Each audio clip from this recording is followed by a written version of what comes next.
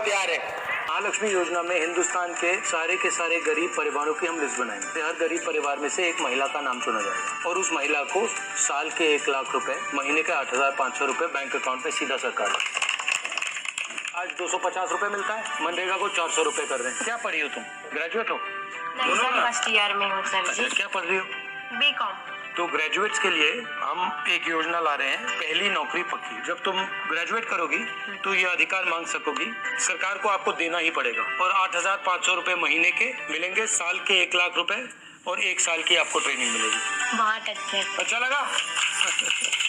तो ये ऐसी गारंटियां देते हैं जिनको अगर अमल में लाया जाए तो राज्य और देश दिवालिया हो जाएगा। गृह लक्ष्मी स्कीम के बारे में प्रधानमंत्री ने कहा था कि अगर इसको कर्नाटक में लागू कर दिया जाए तो कर्नाटका बैंकरप्ट हो जाएगा। कोई बैंकरप्ट नहीं हुआ। अब नरेंद्र मोदी जी आप सुनिए, आज कर्नाटक की महिलाओं को 2,000 रुपए प्रति महीना 24,000 रुपए मिलता है और कर्नाटक को 1,24,000 रुपए साल के महिलाओं को मिलेगा।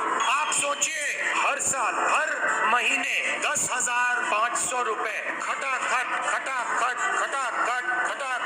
Bank account. मोदी जी का काम आपके ध्यान को इधर उधर करने का है। घबराए हुए हैं, डर गए हैं, क्योंकि जानते हैं कि इलेक्शन हाथ से जा रहा है और इलेक्टोरल बॉन्ड्स में इतनी चोरी हुई है कि इलेक्शन के बाद उनकी मुश्किल हो जाएगी।